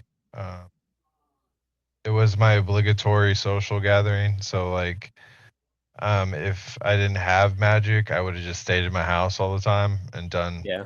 just stayed at my house, not interacted with anybody. So it was my obligatory. Oh, I'm gonna go out and do stuff, and this is what I'm gonna go do. I'm gonna go play Magic, and then going I was pretty consistently every Friday we'd play Commander every Friday. Um, I stopped playing WoW for a little bit. Um, I was an essential employee, so COVID never really affected me in any way, shape, or form. I just needed a permission slip to go to work. I thought that was kind of odd, but it's fine. I still have the permission slip in my car. It's kind of funny. It's kind of funny because like I know there was a time period where when I was at my apartment where you and I were pretty consistently playing Commander and stuff, and like I'm like, hey, modern or standards Yeah, I was is big is not to do is that. is where it's at, man. And Yeah, you're like, well, uh, here's what I want in modern. Can you do it? And your exact I don't say requirements, but your uh hint on what you want is you want to play infect without infect. No creatures had the keyword infect. So I made this aggro deck. Monastery Swift Spears are pretty hot yeah, because burn was a big deck back then, but we made this really like fast a four really color infect deck is what it it, was. yeah, it was a really fast deck with Monastery Swift Spears. It played Mutagenic Growths, Assault Strobe, and Tainted Strike. Yep. And then you made you have a love for Omnath, and Yeah, you also tried an Omnath deck, and you're like, okay, this just ain't for me. I'm going to stick with the Commander. So we did the Commander thing for a while. and then I moved, and we kind of just Drifted the apart a little bit, but kind I of mean, we still kind of yeah stayed we in contact. but the Magic wise playing together kind of drifted off, and then you got super heavy into like CDH. I became a Magic judge. Um, Around 2020, your wife actually played for a little bit. I don't know what her Magic forte is these days. I see lots of pictures with your guys' daughter, so I'm sure that takes up quite That's quite a bit that's of a time. that's a big majority of her timeshare But is her. Um, we you ended up coming back around, kind of because gaming is a superlative term, and the game can mean a plethora of different things. But yeah. you kind of came back around. Kind of describe what happened when you're heavy into CDH, but something So happened, and then you qualified for something. yeah, so I was playing CDH for a while. I was rotating through decks. The problem is that we were playing the same things over and over again. There was a big ban that happened in CDH that kind of rocked the community. Um, I personally lost like 3 grand worth of cardboard out of that. Just shout out to those guys making those decisions, banning Mana Crypt and all that special stuff. Um, I was playing we were playing CDH because I kept creeping the power level, and there's a guy that I play with now. His name's Chris, goes by Oso. Is Christian De Leon. He was kind of the guy at the store that we played at. He was the guy at Hurley's that we played at, and he was like, "Why don't we just make a CDH night?" And we did. So we were playing CDH. There's like 4 or 5 of us that were pretty consistent showing up. So we started trying to do tournaments and stuff like that. That ban happened, and Chris was done at this point in time. He was pissed off, and I told him, I said, "Hey man, like I already took the day off to go to this tournament." I said, "You said you'd go with me, so let's go." And he put something together, and he kind of stayed in the CDH moment or CDH at that point, and it was good for him because he's really good at Magic. Just so we're clear, um, he ended up qualifying twice for the Land Go in Nashville CDH tournament, and he also ended up winning a serialized Ragavan, playing his boy Nadu, R.I.P. homie. Yeah. I'm obligated to say that. But CDH was getting kind of stale. Like it was getting hard to find events around here, so we kind of like stopped playing that. We found a group of guys at a newer store that we've been going to, and they've been playing modern, and they play most of the 60 card formats minus standard. So they play a lot of the eternal formats, legacy, standard, or legacy, modern, vintage. There's some vintage people out there. I met Mark, Flamingo Man. Shout out to the coalition. You see him on TCG Player. He is the guy to get you stuff. Um, but kind of fell in with these guys and started playing with them. And then I decided, you know what? You know what'd be really funny is if I go to this RCQ qualifier and see if I can actually win. Um, and I will say, playing at an RCQ with a team is way better than playing by yourself. Just in case, Absolutely. just in case you guys are looking for the hack, it's to go with a team. Um, but through the graces of them, and shout out to Daniel, who is the only one that actually did his job in the group. Um, I was actually able to qualify for Baltimore. Well, Baltimore or Los Angeles. And I was sitting there and I looked and I was like, well, look at that. Shelbyville is halfway between me and Baltimore. That's really convenient. Um, so I got qualified. Group of guys. Been working on getting towards it. Been getting heavy into Legacy. Um, Playing Modern. I've been playing Ruby Storm. Practicing with that. Just had another RCQ today to mess with. Um, but I mean, it's really exciting because the Baltimore trip, I'm going to end up going with. Hey, my mom asked to go with me, which was weird because she's never done any of that stuff before. Um, but I kind of like asked a few of the guys around because it is weird that someone's mom comes along. Shout out, mom. Shout out mom, but God,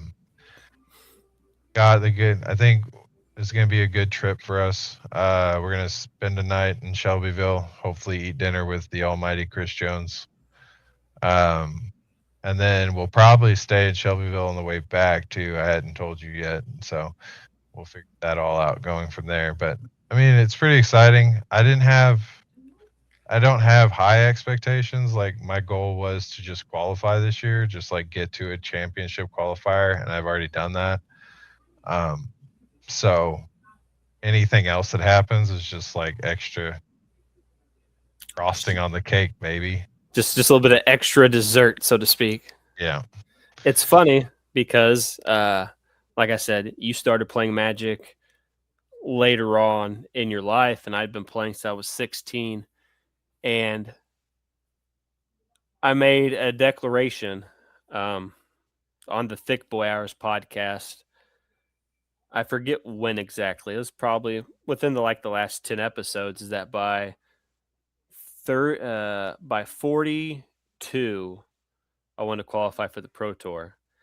And it's funny because you just started playing Modern not too long ago. Again, we had the brief Yeah. time, and you just started playing again, and you already instantly, like, your skills transferred from your knowledge of CDH, and your skills in the game transferred, and you were able to clinch that RCQ. I've never won RCQ, so you are officially a better Magic player than me, sir. But when it comes to Magic, when I was younger, it was kind of like even gaming in general. Like it was a different era. Certain things were frowned upon, geeky, all that stuff. And you look at these days, you have famous people that used to write for WWE running D&D campaigns. I recently watched a video of him getting like this massive D&D table put in. It had to be a certain size because the Big Show plays Dungeons and Dragons with this guy. And like you look at That's all these crazy. NFL players now, Leonard Williams, Cassius Marsh, the legendary Cassius Marsh owns multiple shops in California. He's big into Magic, and like that, like it really kicked off like athletes and stuff. Like when his collection got stolen years back, um, and like it traverses like we have actors and people playing Magic. I watched the show where the voice of Toph from Avatar: The Last Airbender played Magic. Yeah. Yeah. And like there's a guy, a young guy. I'm calling him a young guy because I'm probably older than him. A guy that plays Ghost Rider, I think in the TV series, plays Magic. And like seeing Post Malone plays Magic, and he's put on these big events. So as All we kind these bands too, where they're just like, oh yeah, we play Magic with of, each other. That's one of the sole reasons I invited this guy on tour with me, type thing. absolutely, and like Yeah. I've done the meta stuff. I've played the best decks. I've played the worst decks. Now I try to play the unique and fun decks, sprinkled in with a little special meta flavor. But like you mentioned the team aspect, and before we move on for Magic, I kind of want to talk about this for a minute. It's like 20, I can't remember, but I tried to start. I was a part of a team before. I was a part of a team called the Goon Squad. Shout out to Jody MF Keith, legendary Legacy Lands player. I wish I was good with lands. My favorite Legacy deck, I am crap with it. Um, had a bad Magic deal a while back. I used to have lands and a whole bunch of Legacy decks, but we're not going to get into that too much. But I tried to start Team Nemesis, and I kind of went back to my roots with Bridgeport Rejects of like the people I wanted to surround myself with, the people I played Magic with on an everyday basis, different personalities, trying to get us to come together because Magic obviously is the game, but it's Yeah. not just the game. The one thing that makes Magic, Yu-Gi-Oh, Pokemon, trading card games so special in person versus Arena or Yu-Gi-Oh Master Duel or the Pokemon game simulator is the in person, the gathering, the community. So I brought my people in Indiana. A couple people lived out of town. I couldn't do it without you. So I definitely was bringing you onto the team, and we kind of pole vaulted into me doing. Um, Obviously, you couldn't make it. You're not going to Yeah. travel just for an F&M style event, but like we did, I had a no ban list modern tournament. I held two Nemesis Opens that were the second one was over $1,000 by the time I had finished getting everything together. And like I think that's where my enjoyment these days is trying to provide a unique experience for people. And that's another reason that kind of led to behind the game. And to see you where it was just playing uh drop it like it's odd. Yeah. I don't care what you say. That is your best deck in my book of enjoyment. Just Shout out to my coworker who worked for me. He's the one that came up with that name. Shout out to Brock Friesenborg. That was his name for the deck, and it fit perfectly. Magic has a uniqueness about it when it comes to names. Drop it like it's odd, big booty hose, Yep. Cheerios, tin fins, fish. Uh, the list tricks. It goes on and on. Oh Saffron yeah. Olive on MTG Goldfish made a video about all the different deck names you can go find on MTG Goldfish's thing. But you're now qualified for the RCQ. We are going to hang out. Shout out to Mama Yep. Oompa once again. We'll meet again September 12th. Um, Yep. No, what what is your goal? Like what obviously, if you win, that's yeah. the creme de la creme. But like what is your goal before we move on? And like what would allow you to leave completely content with your first regional championship? Honestly, I just want a positive win to loss ratio is what I would probably aim for. So like it doesn't have to be anything crazy. Like or I don't even know what my expectations are. Like that I didn't think I'd even qualify. So like the fact that I'm going is crazy. So anything that happens there is going to be awesome. Um but I mean, we'll see how it goes. So, you heard it from him. Positive record. That's what we're looking for. We will revisit this in Can't the, wait. the future after September 12th. Can't wait till So, that Morgan Freeman voice comes on. He did not go over and so as we kind of pivot back towards actual video games per se, some of the similar questions I ask everybody else that comes on the show. What is Josh's top 5 favorite video games? um Halo 2 is probably number one. Number two, I probably put Gears of War, the original one, just because it was what I played with my brother most of the time. Halo 3, um, World of Warcraft, the hard one. I think Super Bomberman is my last favorite game. I knew four of your choices. I think Super Bomberman's my last. All good choices. I think this is the first time I think we had like this is probably the sixth episode at this point. I forget which one it is, but like no one's really said the same games, and I have to go back and look. But we still might have no crossovers, and if we do, it is Halo 2. Now, the much more difficult choice because um, it's just kind of difficult to pick amongst this your top 5 favorite consoles of all time. um, Probably Xbox 360 is number one. The original Xbox is number two. I was a big PlayStation 2 person, so that's number 2 or number 3 for me. GameCube because I spent countless hours playing Mario Party and Super Smash or and Smash Brothers. Um, and then Super Nintendo. Excellent choices, excellent choices. And now a unique question I don't really hear a lot of people get asked is your favorite video game accessory. And like there's before you answer there's a lot that exists. There's so many people forget that even exist. I was talking to somebody when I was coming up with the questions, and like they rattled off some stuff I didn't even know was real. I'm talking like you got the Game Boy printers, you got the Game Boy camera for the printers, you got the link cables for the Pokemons, you got the lights so you can play undercover so your parents couldn't catch you playing Game Boy. You have the Rumble Pack for the 64, you had the Dreamcast memory card. So if we're split screening, you can't see my football plays on 2K.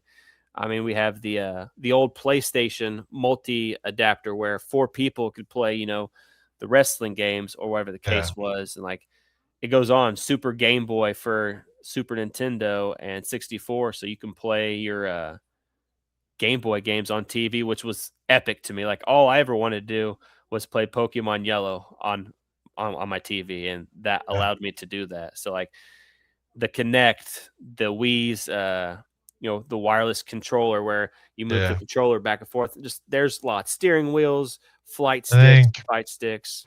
I think the accessory that I like the most, you already kind of touched on, but it's not commonly known, is there was a multi-tap for the Super Nintendo, and it was because there was four brothers, so it was the only way we could play multiplayer against each other.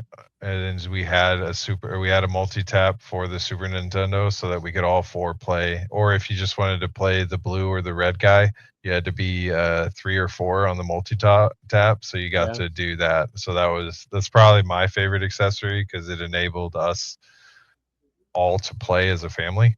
So I was going to guess that you were going to say the wireless headset for 360 that kind of set on your ear, like just because we had the cheap $10, $15 headset that there's always static here and there, but I thought you were going to say the little mini wireless headset.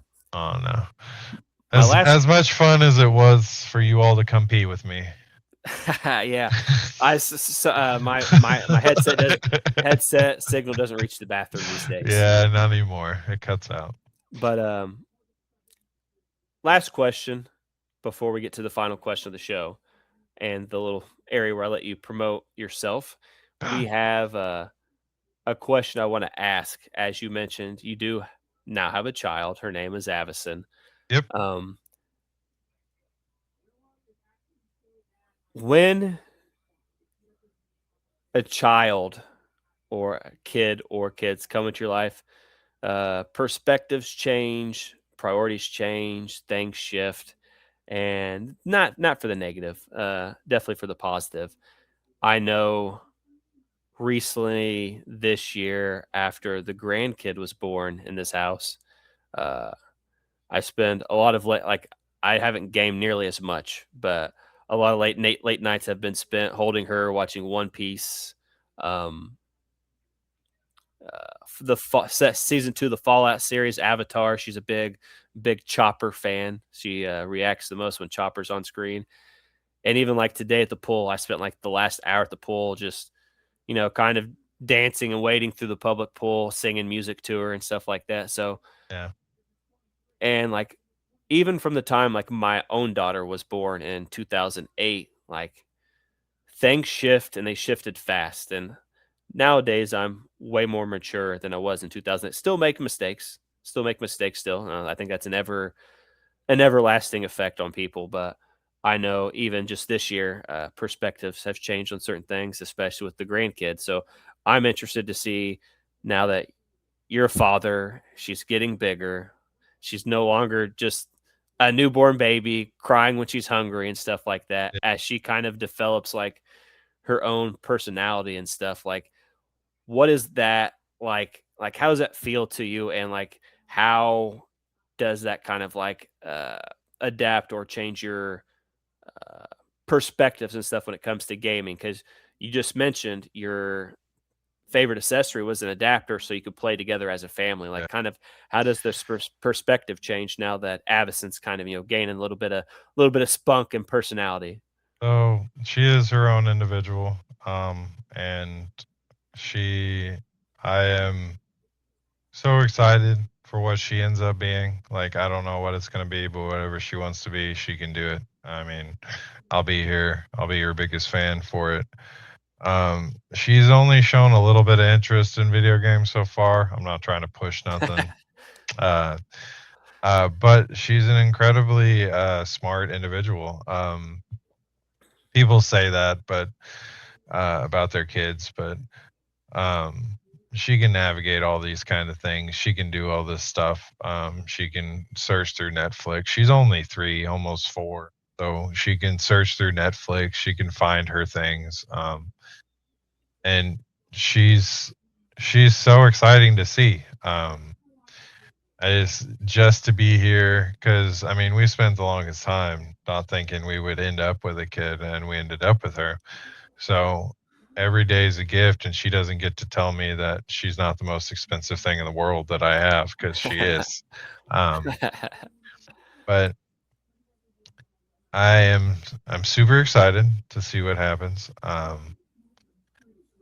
She starts pre-kindergarten, pre-K, whatever that is. She managed to qualify for that, so that's cool. She is coming out and announcing that she pottied, she peed, and she pooped in the potty, and it's the most exciting thing. And she gets high fives, and she tells me she loves me, and she tells everyone this is my family, and it's really super exciting because she's the most wonderful person I know. Excited to see what she turns into. Hopefully, she becomes the modern master that I know she's going to be. The modern master, yeah, let's go. Um, yeah, it's interesting to see personalities develop in children. Like, obviously, I don't know if you knew this, but like the grandkid of the house was born on my birthday, so like now I share a birthday with someone I spend quite a bit of time with, and like That's cool. I'm quite attached these days. Um, but to see her develop from just babies are just blobs when they're born. They're just these things that have to grow, and they develop into just this unique individual over time. And I've already got to experience a whole life from 0 to 18 as my blood daughter is currently in college for cosmetology. She has a car.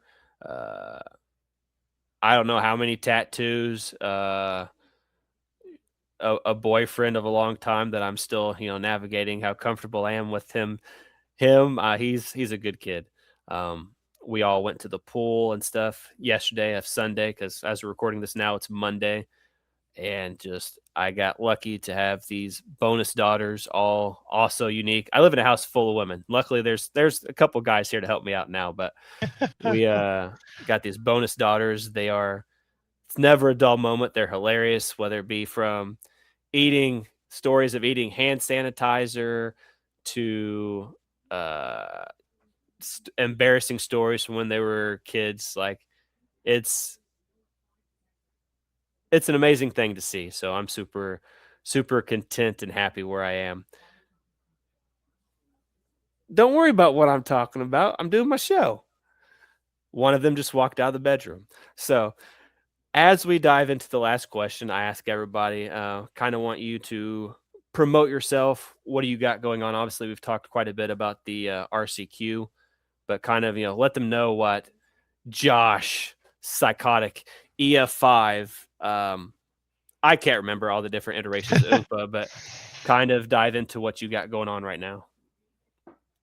So right now, obviously, I have my kid, which is the first and foremost. I did qualify for the RCQ. Shout out Avison for the first Shout time. out Shout out. Avison. Yep. I am part of the coalition. Shout out to them. It's a group of 8 homoerotic dudes and one good girl. Um, Dustin, Wyatt, Daniel, Mark, Dennis, Chris, as I mentioned before, and me, and then the good girl is Nicole. We all hang out and do stuff. AJ's in there too. AJ's he's actually the run owner of this shop. It's Card Wizards is where I currently play at. They have really good vibes out there. I've kind of migrated more towards them. Um, they are everything you're looking for in a shop, honestly.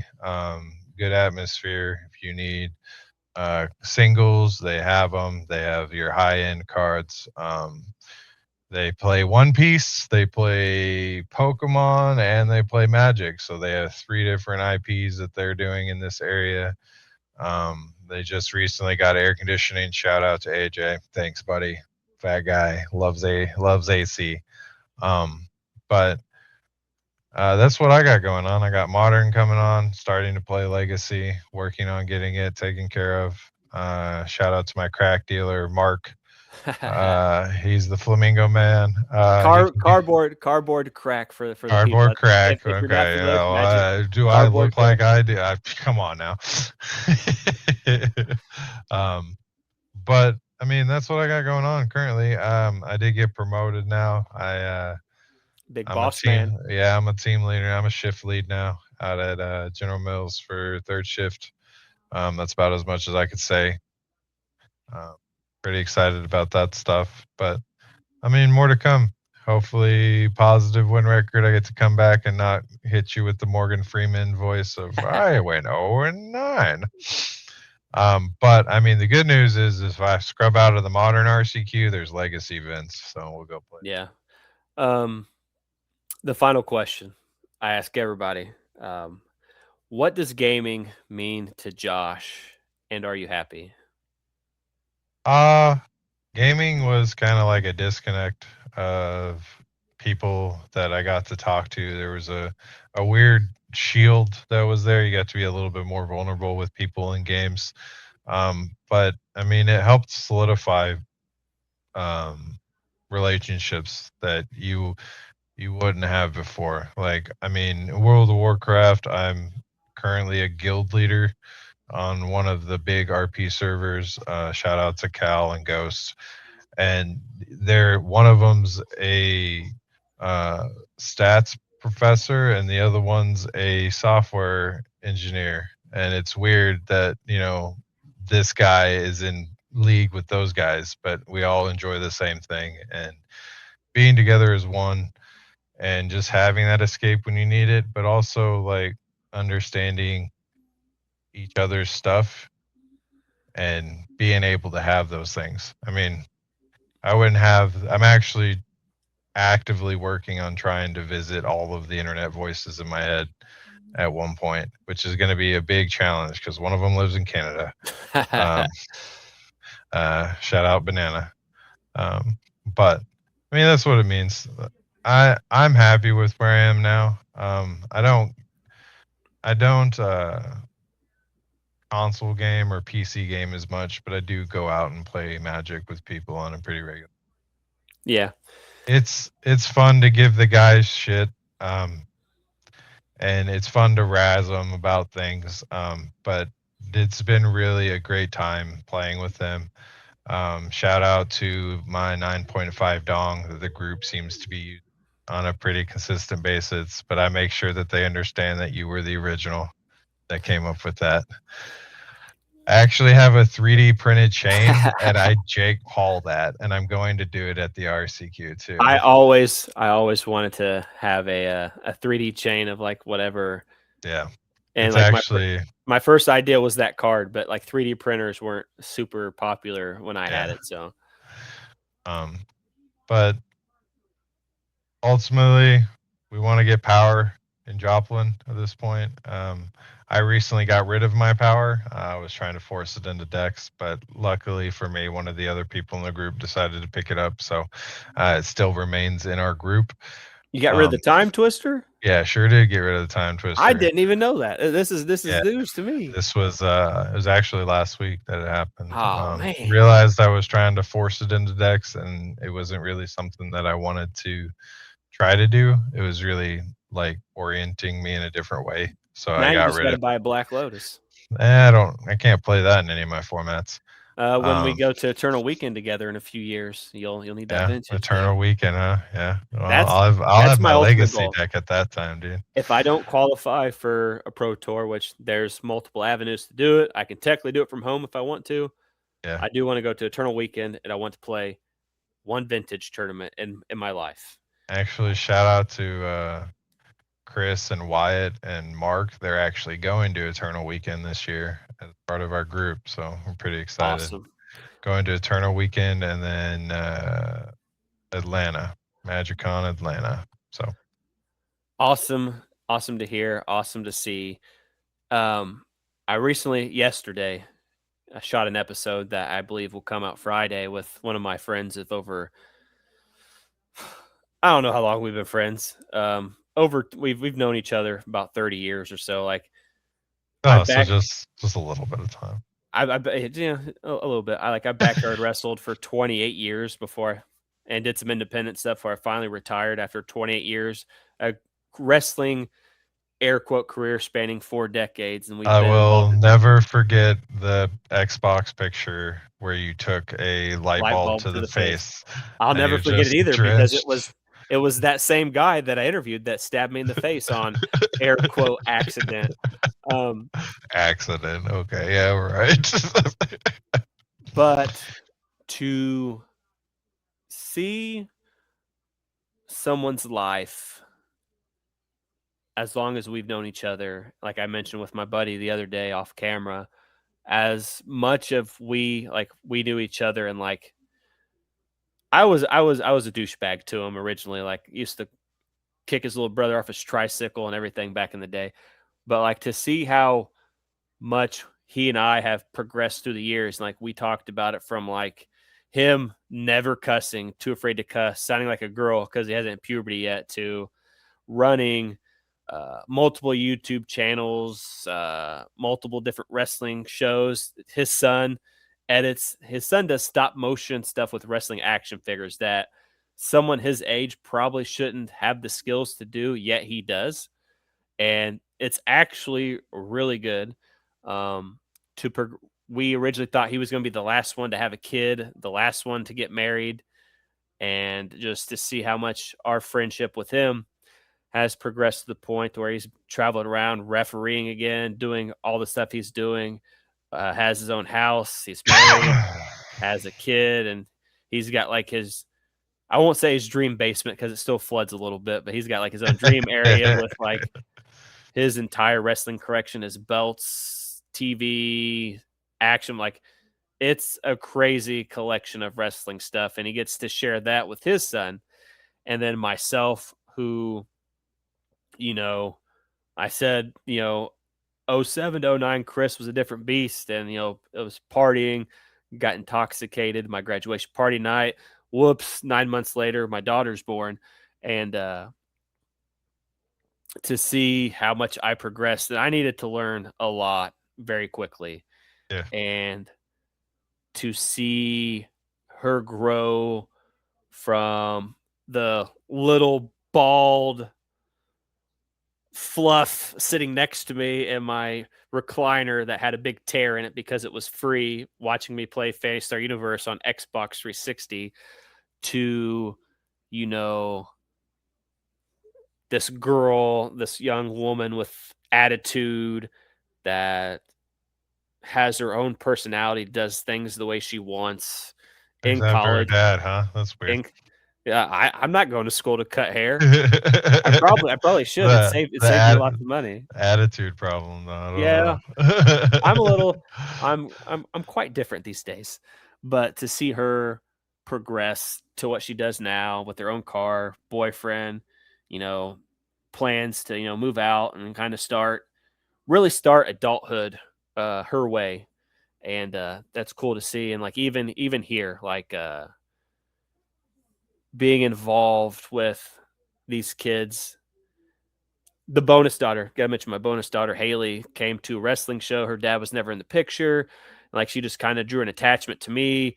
There was a time period where she was struggling in school, so the go go Chris, the fatherly advice and kind of guiding her upon adulthood, whether uh, tough love or not tough love, kind of giving her the guidance needed. I thought necessary, and like I said, the kids I'm involved with now, they're my kids to me. Yep.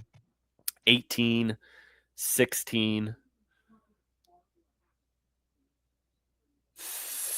15, and Oh. a few months and a half to hear some of the stories about them growing up and to see pictures and how they developed into the unique individuals that they are today with you know the personalities and like one has the same music interest as you, the corn, the limp biscuit, whereas the other one's got some questionable music interests, Lil Peep. I kind of, make fun of her every now and then for, some of her musical interests. But to see the way she's developed as being a young teenage mother is amazing, amazing to see. And the 18-year-old developed, graduating, getting ready to go Hawaii for a graduation gift. They had an extra ticket, Oh. so she gets to go to Hawaii. But seeing all the kids of the house kind of develop their unique, I don't want to say personas because personas makes it sound like a wrestling term, but uh, developing and becoming aging, becoming older, becoming, parents, mother, and seeing how well she does with her daughter Raven, and like the grandkid's the best. Not even my blood grandkid. My grandkid to me though, like I mentioned, Yeah. we're Yeah. watching we're watching One Piece, Avatar, Fallout season 2, Yep. um, listening to TLC waterfalls at the pool, dancing around, and seeing her because we hadn't taken her to the pool. Today's the first day she went to the pool because we didn't know if she'd like it, but see her splash around in the pool and just have the time of her life was a moment that I won't forget because it's a moment that I got to share with her. And to know from experience myself some of the great times that lie ahead for you and Steph is amazing to see. And how amazing, that she's named after one of the best magic people ever, Avison. Yep. Good and evil at times, depending upon what story area you want to talk about. But to see you go from that butting heads with me, Halo 3, to becoming the good friends, essentially family to me, you, Steph, Mike, uh, Mike's wife, Haley, all family to me, and progress from, schooling to, like you mentioned, the McDonald's. I remember the Oompa at McDonald's Yeah. to going through what you guys had to experience as a family in 2011 with the EF5 tornado. This wasn't like people that don't. This wasn't just like a basic. Like this was a Oh, this tornado of a was lot. This was one of the like. There's two documentaries actually on Netflix. There's one strictly about this tornado, and there's one about the top 10 most deadliest natural disasters.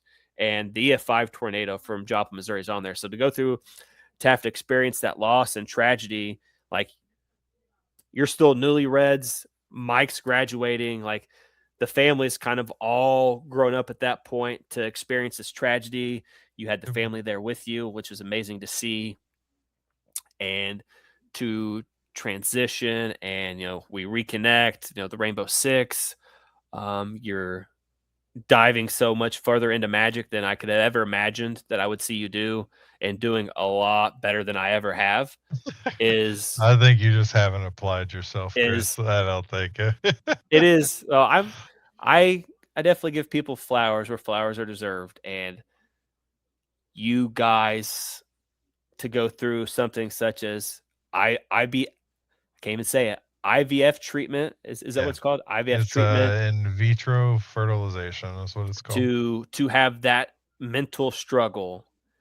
I can't say because I've not experienced that, but to have that mental struggle and for you and Steph to not give up and to Shout out to my wife shout for out to being shout out to Steph for the third time to yeah, the show yeah. to like because that's hard Yep. to go through, wanting something so bad and the struggle of not being able to get it and then ultimately be able to get it, the breath of relief. And like I say, I see pictures of your baby all the time. She looks amazing, always Doing seems to get added. T-ball and gymnastics and princess camp and Princess camp, I didn't know about princess camp. yeah, princess camp. She's big into that. So it's uh it's different.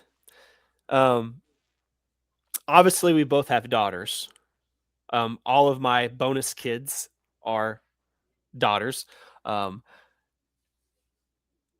there was a time period where I was young and I lived with my uncle, and he had two boys. So I've kind of had the experience of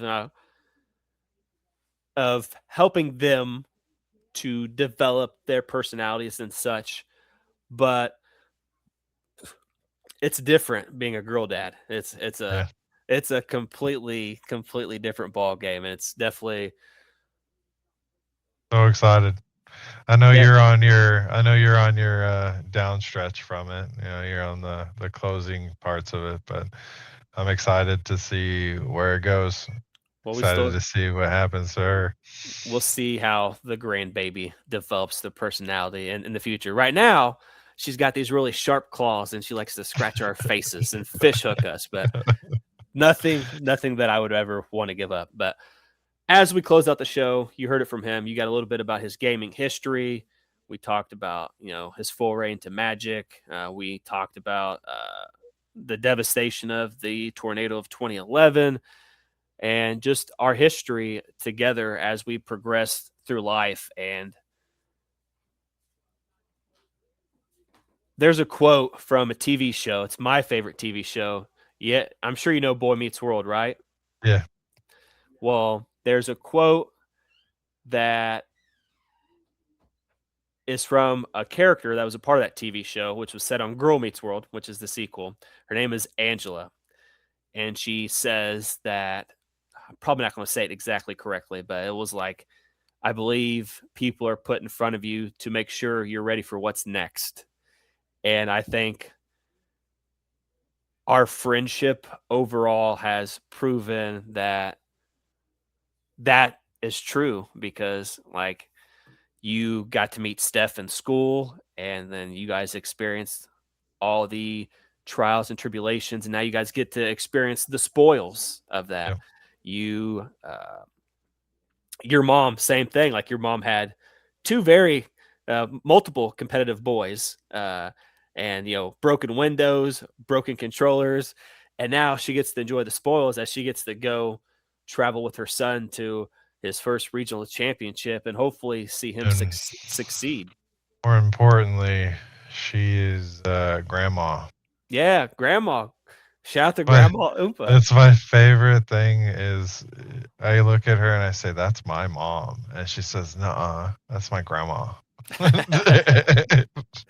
We're not quite there yet. We're still on the mama and the Yeah. dad for the grandbaby, but I always like to poke fun at Crystal and call her grandma because she doesn't like that term.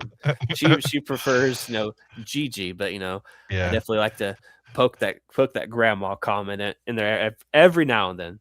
So she loves grandma and papa. so we're going to progress and kind of cut it off there. You heard it from one of my friends of many, many years since 2007. So almost 20 years at this point. Um, Almost. we've been through a lot of trials and tribulations ourselves. The Bridgeport Special Elite Guard, the Bridgeport Rejects, Team Nemesis, a wedding, a Rascal Flats breakup, uh, the 2020 birthday celebration at Golden Corral because people are shocked when they hear Golden Corral is one of my favorite restaurants, to being uh, girl Shout out dad. girl dads, yeah. Yeah, Shout shout, out shout, girl dad. shout out to girl dad. So I want to say appreciate you, sir. It's always a pleasure when we get to get together, whether we're playing Magic or having this 2 hour and 4 minute conversation. And Thank you for inviting me. I hope to do it more often. Um, appreciate you thinking of me doing this stuff. Last plug. I'm gonna plug Card Wizards and the people I play Magic with because I enjoy them immensely, and AJ for making it all happen. I appreciate every single one of you guys. yeah, shout out to Card Wizards, AJ, everybody like you just mentioned, all of our uh we can't just say Xbox friends because I like some of them play place, but shout out to all our Online voices in our heads. existence. You call Yeah, them there you go. voices in our heads. Shout out to all the voices in our heads over the years. Uh Demon, Revelated, Deacon, uh Turtle Nips, D Rock, Caleb, Sheet Stomper, Mike, uh, Deadly Scope, Uh, Rogue Encampment. Like I like the list goes on. Even the people that like weren't a part of the team, like Green Book and you like do you remember what uh Rockstar and Deadly Scope talk shit to each other on? I don't. What was it? So they'd get really drunk or do whatever, but Deadly would come in and he'd go, "Oh, what's up?" Yeah, and, and then my brother would hit him with a "Shut up." but without the wedding and the 2020 trip, getting over the nerves of flying, like who's to say I'd be flying to Boston for multiple years for PAX East meeting, the Iron Lords and all my uh, Lords of Gaming family in person for the first time. Like these people are taller than you. Like some of them are taller than you. So like walking up, seeing this guy that's 6'5" or 7, however tall King David is, and like getting like because everybody has a unique perspective when it comes to gaming, life, in general, and each one of the people I've met, from you to your brother to any of the Iron Lords, Jacksepticeye in person, like all the executives I've met that people I've broken bread with over the years, people from IGN, from Windows Central,